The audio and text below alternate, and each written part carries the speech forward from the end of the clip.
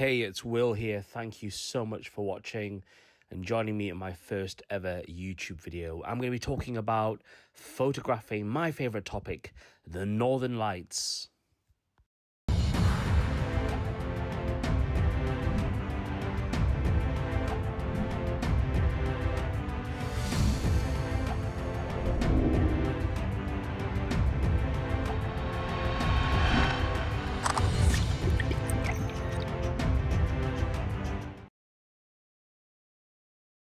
I was 7 years old when I got into astronomy. I remember as a child looking up at the night sky and just being fascinated by everything that I could see. And actually, Sir Patrick Moore on TV was just so inspiring, and that got me into it even more. And over the years, my interest in astronomy has just accelerated. Over the last 12 years or so, I started chasing the Northern Lights. I'm so lucky to have seen it over 350 times. My goal now is to help as many people to see it at its best, but also to be able to photograph it and capture lovely memories. So that's what today's talk is all about, is how to photograph the aurora. First of all, I want to say, I see this a lot. People post photographs on social media, and often they'll have comments from people saying, oh, the aurora didn't look as bright as that, or it wasn't as colourful. The first thing to realise is camera sensors and the human eye work very differently, how it captures and interprets light. In some ways, the camera is superior, but also in others, the human eye is superior. My feeling is, if you have invested the money in a camera, then it's up to you how you want to process it. Okay, so what that means is, if you want to make it look brighter, more of a structure to it, that really is up to you if you want to do that. Personally, what I try and do when I photograph the night sky is try my best to, in most cases, replicate what I actually saw. As an aurora tour guide, I need to manage people's expectations. The aurora might not look as impressive by eye, but on camera it just looks so much better in terms of colors. But I'm telling you now, when the aurora is at its best, nothing beats seeing it with your own eyes. The camera is nowhere near. So I'll be talking about seeing the aurora at different levels of strength and how you can capture it, from seeing it just as a haze or seeing it right above you. Most cameras are geared up to helping you take photographs when there's plenty light. For example, if you want to take a landscape, a really well lit one, it's relatively easy. With a phone, for example, you just take your phone out, open the camera app and take the shot.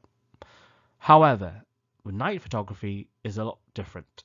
And the main reason is your camera, most of the time, isn't exactly sure what you want to try and photograph. For example, if you have a DSLR or mirrorless camera and you had it at auto mode and you just took the photograph at night, it might not even work because your camera's thinking, what am I trying to photograph here? And the focus is off, nothing seems to work. With night photography, the first thing you need to do is to use manual mode. Manual mode is where you literally are the brains behind the image. Auto mode, which is what most phone cameras are set on, and DSLRs, where you have the auto function, is really helpful because the camera tries its best to work out what you are trying to photograph.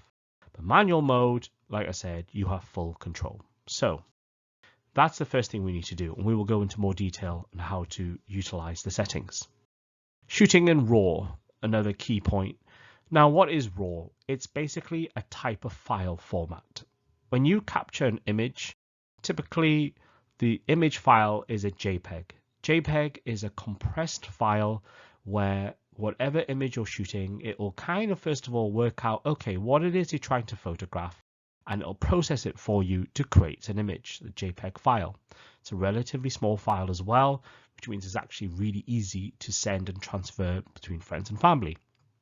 RAW, however, takes in all the data when you took that photograph. Now, the reason why RAW is so useful is because of processing. Sometimes when you're photographing at night, first of all, your eyes aren't really adapted to the dark. how you're seeing the image on the back of the screen might not be what the actual photograph looks like till you get home. With RAW, it doesn't matter what settings you used. What do I mean by this? If the image ends up being too dark or too bright, with RAW files, it gives you a lot more freedom to change those settings post-processing, or post-shoot, should I say. So what that means is, if the photograph doesn't look bright enough, you can change that using software. And it's a lot easier when you've shot in RAW, taking in all the data. For me as a photographer, I don't just shoot RAW with night photography. I shoot it in every single type of photography. It just gives you so much more freedom. In particular, as you improve and learn as a photographer, it gives you the option to revisit images you took years ago and then apply what you've learned into the photographs you took right at the beginning of your journey. So you can almost, it's like a treasure trove of photographs that you can now reprocess and suit your current style. Okay, so white balance. This is something that you may or may not have heard of. It's a setting in the camera that usually is auto. If you imagine if you were to photograph someone inside a house and you've got the warm lamps, warm ceiling lights, then the overall temperature or feel or tone of your image will look more towards the yellow orange spectrum. But if you had lighting that was these LEDs, these cooler temperature towards the blue white end, then of course the image has a different feel. Now, with taking photographs of the Aurora, I feel that most of the time you will use just auto white balance. Just let the camera decide.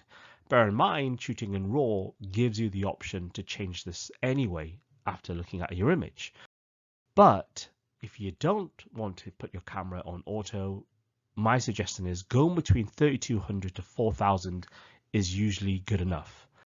One of the things that can massively impact your Aurora shots is if you have street lighting in the foreground, that will actually overall change the feeling of your photograph. And I've actually had a situation where I'm photographing the Aurora out in the sort of countryside, and then all of a sudden a car drives past, and because the camera is like changing its white balance because of the car lights, the Aurora just turns into a different color. So just things like that you need to consider is what is in the foreground, what might potentially impact, and how you're photographing the northern lights. But again, shooting in RAW will mean that you won't have to worry about it too much until post-processing.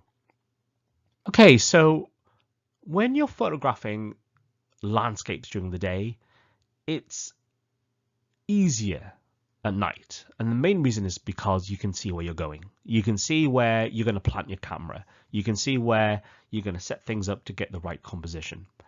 But nighttime is completely different. It can be hazardous, it can be dangerous, and it's just a really, really good tip, I would say, if you have the time, especially, of course, if you're going somewhere completely new.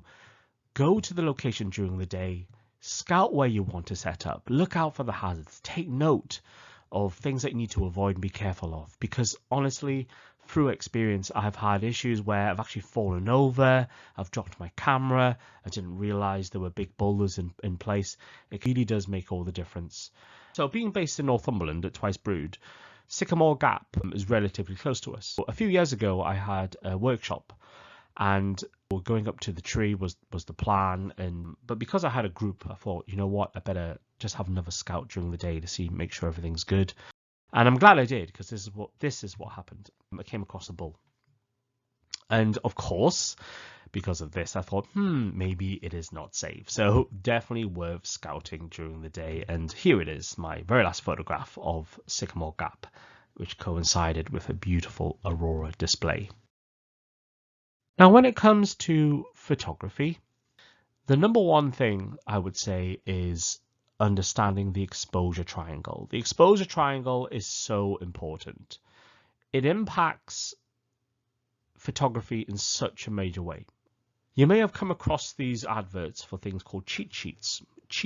And basically what these are is it gives you an idea when your camera is in manual mode, what settings to use to photograph that object. For example, if you want to photograph fireworks, shooting stars, Milky Way, northern lights, athletes, motorsports, horses. It will give you an idea of what settings should be for your camera.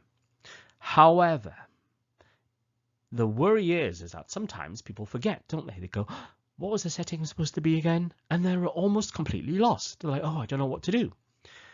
If you understand the exposure triangle, then you don't have to worry about any of that. You don't have to worry about what specific number to go for because it'll be intuitive. You'll know exactly what sort of settings to go for because of your understanding of it. And it is crucial if you want to get into more advanced photography to understand the exposure triangle. So I will go into it, but before I do that, I want to share with you something really exciting if you're not aware of it already. This October, check it out. I really hope you can join me on board. Hi, my name is Will. I'm an Aurora Chaser. I've seen the Northern Lights over 350 times, and I am so excited to share with you that I have privately chartered a cruise ship, Ambition with Ambassador Cruise Lines.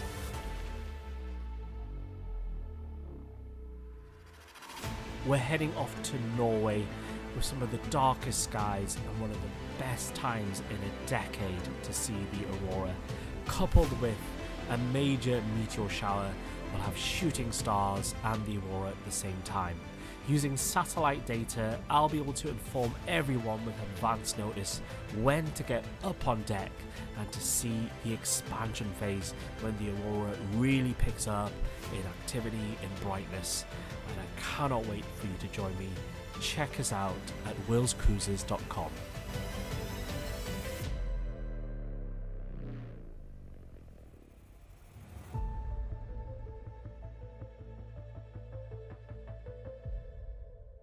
As you can see, so exciting. There are still some spaces.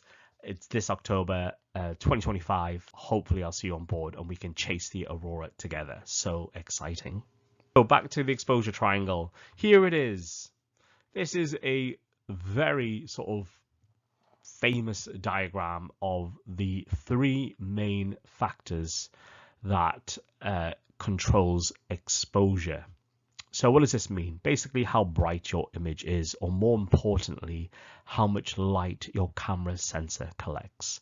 And is these three settings: ISO, shutter speed, and aperture. Going into a bit more detail, let's look at this really useful diagram. So these are the three different factors. We've got aperture, which is at the top, shutter speed in the middle, and ISO at the bottom. At the very top, you've got this thing called F2, F2.8, F4, and so on and so on. I want you to look at the ring, okay? The idea is that with aperture, this is like the pupil of your eye. When the pupil of your eye is really wide open, it collects in more light. When it's really small, as you can see in the diagram, for example, F32, when it's small, it takes in less light. Remember, we are photographing things in the night sky, the Aurora. Usually, you want to take in as much light as possible. And the biggest challenge with photographing the Aurora is people will take photos and they'll say, oh, I can't see anything. Nothing's coming up at the back of my screen. And it's because there's not enough light being collected. So usually with photographing the northern lights or night sky, you would have the pupil or the aperture as big as possible. So as you can see on this diagram, f1.4 shows you that this is the biggest your camera lens can be. Bear in mind that each lens has a different limit. Your camera lens you're using might be the widest it will go, or the lowest number is 3.5. That is fine. The most important thing is making that f number as low as possible. The higher the number, the less light is going to come in. But I want you to look at the image above that. So here we have a subject, a person. Notice behind the person, as you move along the aperture, as it gets smaller, the mountain that's depicted seems to be getting from blurry to sharp. You see that? So at f1.4, you've got the subject, the person. Behind, the mountain is very blurry. As you make the aperture smaller, taking less light, everything appears to be sharper. Here's the thing. when it comes to manipulating the camera settings, everything that you do has an implication. But I want us to just focus on night photography for the moment. All we have to know is this. When it comes to photographing the night sky, ultimately what you want to try and do is make the aperture as wide as possible. So getting that number as low as possible. Going down in the middle, you see what looks like a person in a running position. Looking from the left, 1/1000. All the way to the right, 1/2. These are seconds. So 1,000th of a second. The idea is this. Imagine if you have someone running and they're running fairly fast. So you want to photograph them running. The shutter speed is how long the camera sensor is open for, meaning how long the camera sensor is collecting the light. Now, if it's 1,000th of a second, if someone's running past you and you capture 1,000th of a second, you'll capture them really sharp, frozen in that position. But if you move towards the right-hand side where time is a little bit longer, say half a second. So at half a second, imagine the shutter going like ch-ch. In that half a second, the person definitely would have moved. So the image would then therefore look blurry. Shutter speed, depending on what you want to photograph. Usually with landscapes, the landscapes tend not to move so much. So you can have a longer exposure and not worry about any blur in the image. But if you were photographing a bird that was flying, then of course you want to freeze frame, get the shutter speed as fast as you can. With night photography, you obviously want to take in more light. So therefore, your shutter speed will be longer than usual. So usually with night photography, with the stars, for example, the longer the shutter speed, the more stars that appear on your image. However, with shutter speed, it has an implication on the aurora, depending on how far away you are from it. I'll go into more detail later on, but it's very important to realize that with the northern lights, it's not as simple as saying, okay, these are the absolute settings, because the aurora itself changes depending on its display. Finally, at the bottom, we've got ISO. Now, you can't see the numbers, but I want you to imagine from the left-hand side, you've got something like ISO 100, and going away all the way to the right, ISO 3200. And basically, it gives you the option to really ramp up the sensitivity. However, by doing this, as you can see, the higher that number is, the more noisy, the more grainier, the poorer the image quality. So ISO is something that will definitely be your friend when it comes to photographing the aurora, but you have to be aware of the implications. Too high of an ISO, pushing it too far, will result in very noisy or grainy images, and that is not good. Okay, so we'll go into more detail later on when it comes to those three different settings. The exposure triangle is what it's all about. So with ISO, every camera is different. Every camera has a limit. Sony cameras are well known for you to be able to have a very high number, like ISO 100,000, and still be able to get good shots. Most cameras probably have a limit of around 3,200 to 5,000. However, there is software that is available, lots of software that can fix these sort of challenges where you get these noisy or grainy images. Software like denoise. Not going to go into it in this talk, but I just want you to be aware that yes, and there's software that can help you. Aperture. So this is the F, making it as wide as possible. Remember, the lower the number, the wider the aperture. Now, I just want to mention that camera lenses, there's a type of camera lens called a prime lens. And what this is you can have a certain lens where effectively you can zoom in and zoom out. Okay, you manually turn the ring on the camera lens. So this is what we call a telephoto lens. It can go from, say, 20 millimeters to 100. And that basically gives you that zoom. Prime lenses are fixed focal lenses. In aurora and night photography, usually going for, say, a fixed lens is better. And that's because you can have a wider aperture. Fixed lenses tend to have that default wider option where it's like f1.8, f1.4, for example. And that just means that you can collect in even more light. So typically with photographing the aurora, I will say, ideally you want to get to like f1.4, f1.8, taking in more light. The implications of your focal length actually is big when it comes to shutter speed. I just want to show you this, just moving on. Here's a photograph that I took a few years ago. When you look at this image of the Milky Way, I was in a location where it was obviously really dark, and I took this photograph, and at the back of my camera it didn't look too bad, but when I zoomed in, look at this. We call these star trails. This is not good, almost impossible to fix, and this is the implication of having the wrong shutter speed. So we've talked about aperture and ISO. Let's talk about shutter speed. When it comes to photographing the aurora, this is something you need to consider. The 300 rule.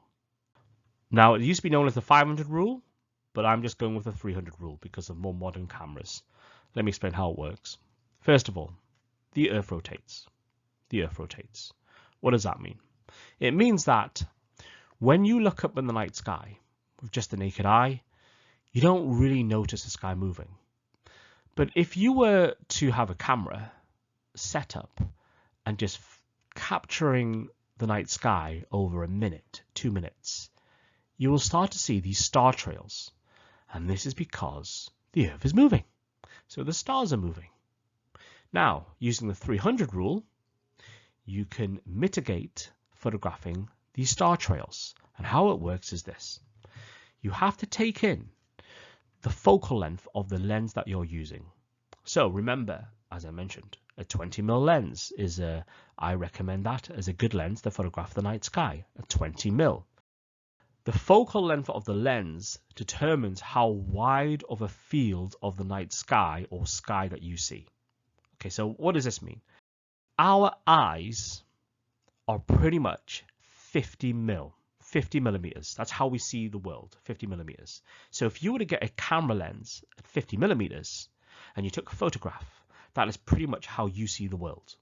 And actually, most portrait photographers, they enjoy using a 50mm lens because that's like how we feel most comfortable. That's how we see the world. It's very natural to us. If you get a camera lens that's lower than that, say a 20mm lens or 25mm lens, that then becomes wider, meaning you can see more than what we can with the human eye.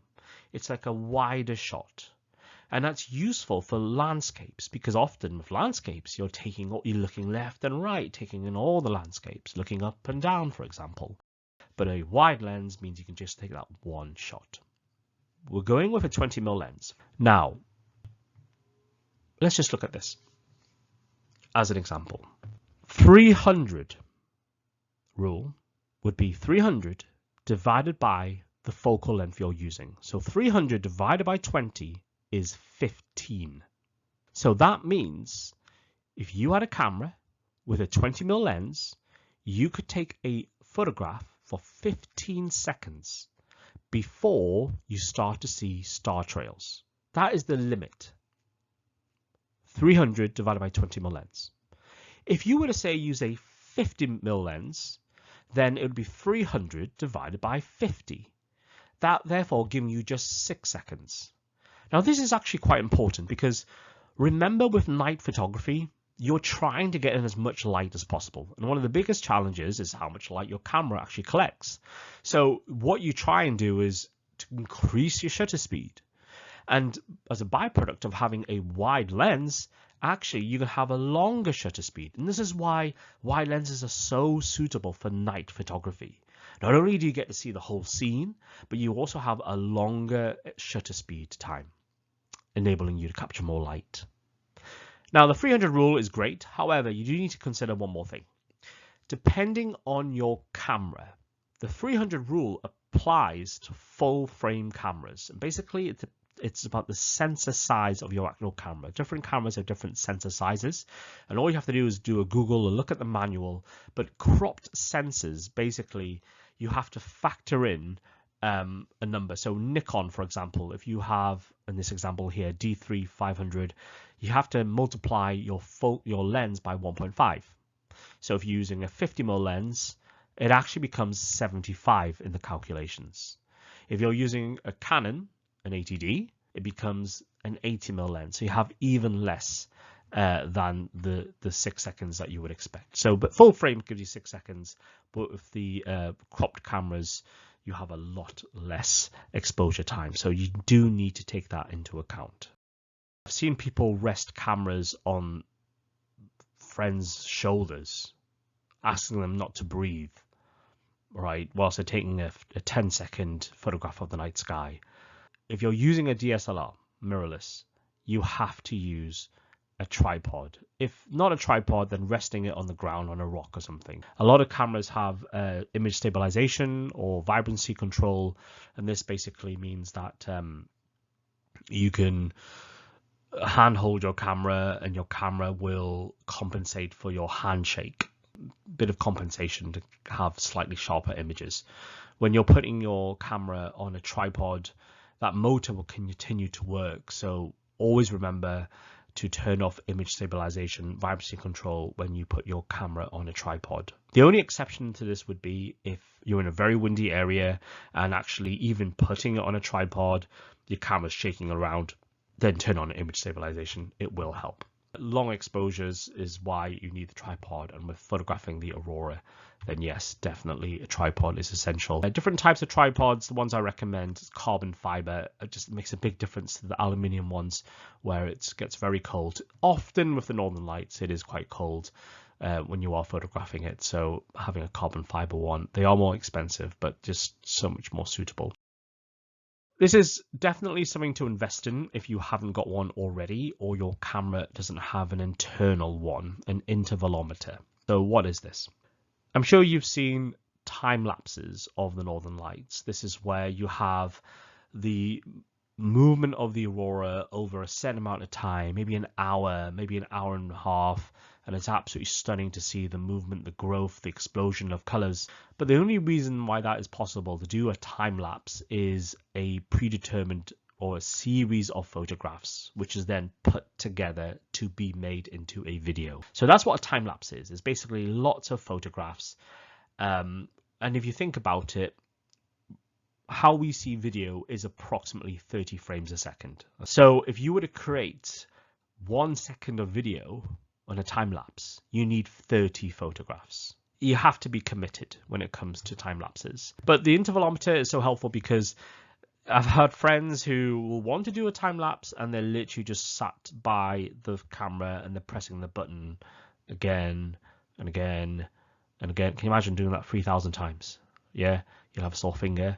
So the intervalometer, you literally just plug it in and then you just go, you know what, I want you to take a photograph every second, and and I want you to take 3,000 of them. So very helpful. But also when it comes to photographing things like the night sky, you can use it as a remote. So you just press the button on the remote rather than pressing the camera itself, and that's really helpful to prevent camera shake.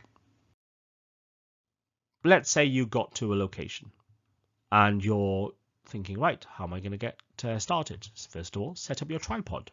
I see a lot of people using tripods in the wrong way. They will get a tripod, extend all the legs, go all the way to the top. They'll extend the middle column, the stalk, take it all the way to the top, and then they'll put the camera at the very top. The problem is putting your camera on the stalk, it can wobble a bit. It's not very sturdy. So I would always suggest to not extend it, the stalk. Keep it low down on the base of the tripod.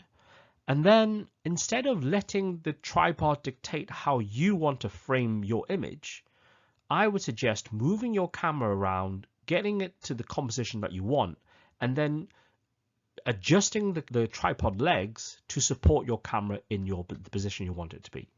I see it a lot where I go to places where people will literally line up and everyone's extended it to the tallest it can be. Everyone's getting the same photo. All right, move your camera around, have it lower than you want, or see where you want it. Maybe it's a lot lower, and then use your tripod to support your camera. Once your Camera is on the tripod, obviously image stabilization. The first thing you need to do is to focus your camera. Now, if your camera is on autofocus, it will be a challenge because your camera doesn't know what it's trying to photograph at night. And often I hear people, this is what happens. They buy a brand new camera, no idea about photography. They'll put the camera on auto and they expect to go outside in the dark, press the button, and then you have the most beautiful Aurora photo. It doesn't work like that, okay? Because the camera does not know what you're trying to do. So the first thing you need to do is to focus your camera. We call this focusing to infinity. Now, what that actually means is the stars, and when we see the aurora, it might as well be infinity. So with objects in the night sky, we typically say infinity, but actually that's not always how it works. It's often not quite at what your lens thinks infinity is. So let me just explain how it works. You put your camera on the tripod, you open the live view so you can see at the back of the camera what your camera is actually seeing. You move your camera in a position to look at a bright object. Now that bright object may be a bright star, a bright planet. It might even be a streetlight far, far away. The important thing is you need to turn the focusing ring. On your camera lens will be a ring that you turn, which is typically at the very top near the lens itself. If you're looking at the back of your camera, as you're turning the focusing ring, you will see the object become sharper, become blurrier, become sharper. And all you have to do is to turn that ring until the object on the screen is looking as sharp as it can possibly be. This is called focusing, okay, to infinity. But like I said, it's not quite infinity. This is why you need to do it manually. I have, through experience, photographed the aurora back in the day where I thought everything was focused. Took 2,000 photographs, and then when I got home, it was all blurry. You remember I talked about raw files where you can fix things post? Focusing is one of the things which is very difficult to fix. Almost you have to put it in the bin. So absolutely make sure when the aurora is kicking off, you get so excited and you might want to skip all these things, but I'm telling you now, you have to make sure everything is in focus. Checking your composition, that you're happy with how things are, and then decide it on your settings. You have to realize the settings will change depending on how bright the aurora is. And we will go through this in more detail later on, so it will help you decide how to adjust. But the best thing to see how it goes is trial and error. Taking a photograph, seeing how it looks. Is it bright enough? No, it's not. Let's adjust the settings. To see the northern lights, it's not so much about knowing whether or not it's going to be there. And the answer is because actually, when I'm chasing the aurora, I know it's there. That's why I'm chasing it. But having good websites and apps. Windy.com is one that I use. Very, very useful. Okay. But light pollution, of course, is very important, especially with long exposure photography. Because if you are in bright areas and you're photographing the aurora, then with long exposures, those bright lights are going to be amplified. Your whole image is going to be crazy bleached out because of the town lights and everything. So getting to dark areas to be able to see the aurora, but more importantly, photograph it, is vital for those more impressive images and more options. So the Bortle scale, if you're not aware of this, every location in the world has a rating of how dark it is. A Bortle 1 is the best, a Bortle 9 is the worst. So over the Europe, you can see locations where you want to avoid when it comes to photographing the aurora. Now, alongside light pollution, artificial light, should I say, there is a huge thing sometimes in the sky that creates a lot of light pollution, and that, of course, is the moon. The phase of the moon determines how long your exposure can be for photographs of the aurora. Also, depending on your latitude, the phase of the moon has a bigger impact or less of an impact. So what does this mean? Heading towards the Arctic Circle, places like Norway or Iceland, when there is a full moon, the impact isn't as obvious. This is a photograph I took at Twice Brood when there was a full moon, and it was a pretty decent aurora display. This was taken in Iceland with a full moon. As you can see, yes, it is having an impact, but the further north you go, not so much. If you have the option when it comes to chasing the aurora, you ideally need to avoid a full moon, go for a quarter moon at its biggest phase, and crescent moon even better. Growth, expansion, recovery. The growth phase is typically when you go to places like Iceland, you might see a faint arc.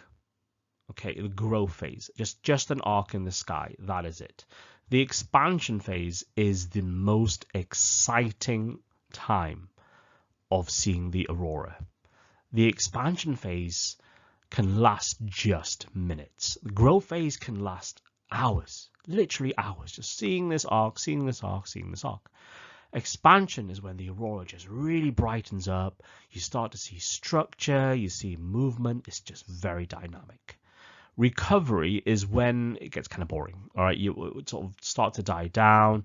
It's like a diffuse, a faint glow, and you have to wait for the whole thing to happen again. In a typical night of aurora, you might have 2 or 3 of these complete cycles. It depends on how strong the display itself is. Okay, so just give you some real life examples. This is at 11 minutes past 1 in Iceland. This is growth phase.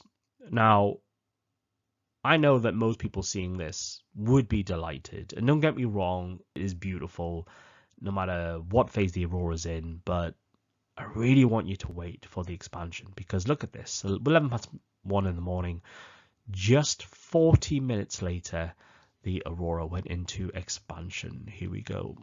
The whole thing just lit up, absolutely breathtaking.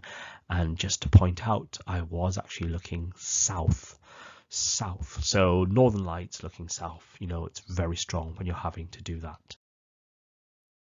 This was taken at Whitley Bay, 7 p.m. and an arc, very, very beautiful, especially for the UK. Just really cool to see this. And then 25 minutes later, expansion phase. The whole thing just lit up, lasting just minutes. So please, please, please wait for expansion phase. Now, this is really important. The aurora. I've had people say to me, oh, the aurora is not that great. It's just a little glow. Nowhere near what they make it out to be. And actually, the answer is, it depends how close you are to it, which determines how immersive it is. The expansion phase is where the oval momentarily moves further south than usual. But actually, not only do you want the expansion to experience the expansion phase, ideally you want the expansion phase to be happening exactly above you.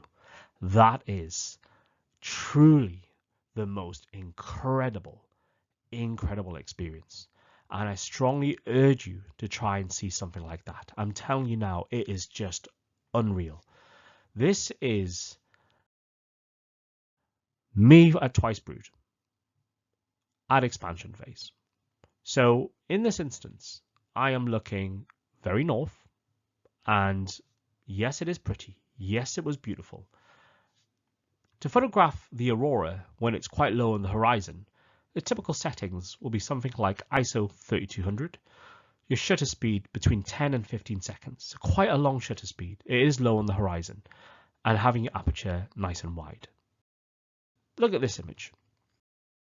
This is now a lot closer to the aurora, so much further north in Iceland this time, but this time I am looking south. Now the aurora here is obviously a lot brighter. This is pretty much as I saw it by eye, so your camera settings will be different. I am now dialing down the settings. ISO no longer has to be 3000, 4000, 1600. Shutter speed no longer has to be 10 seconds, 15 seconds, just at 5 seconds, maybe even less.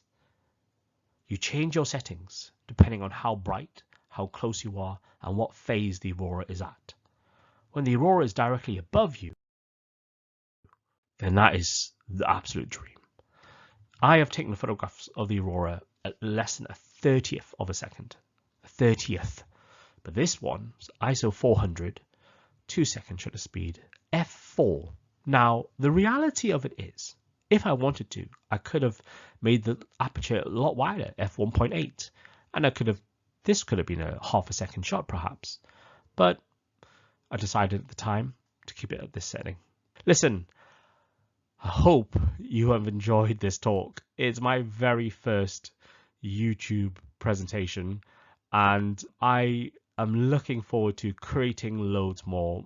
My plan is to have lots of videos to share with you tips on photographing, not just the night sky, not just with cameras, but with phones as well. And that will be my next video to come out, is photographing the aurora with your phone. But a lot of information from this talk will be applicable to using your phone as well. So for now, thank you so much for watching. Please like and subscribe to my channel if you haven't already, but I will see you around, especially on my Facebook page where I'm most active. See you all later. Take care. Thank you.